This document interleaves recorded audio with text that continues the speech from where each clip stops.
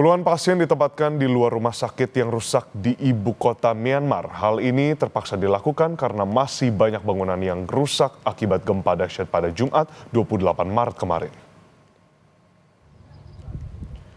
Pihak rumah sakit terpaksa merawat pasien di luar ruangan karena kondisi rumah sakit yang roboh akibat gempa.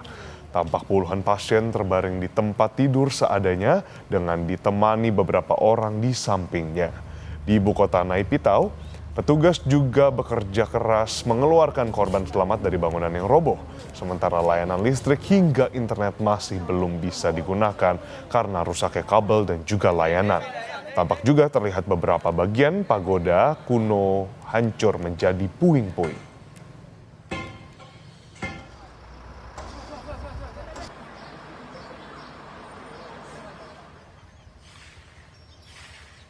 Saudara, upaya pencarian korban gempa di Bangkok, Thailand terus berlanjut hingga malam hari. Petugas menyisir dan membongkar reruntuhan untuk mengevakuasi korban gempa.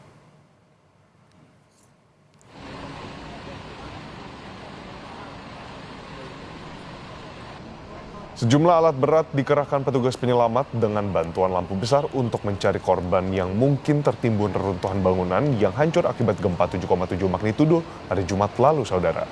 Pihak berwenang Kota Bangkok mengatakan jumlah korban yang tewas terkonfirmasi kini menjadi 10, di mana 9 diantaranya di lokasi gedung tinggi yang runtuh dalam pembangunan dekat Pasar Chatuchak yang populer di ibu kota, di mana sementara 78 orang masih belum diketahui keberadaannya.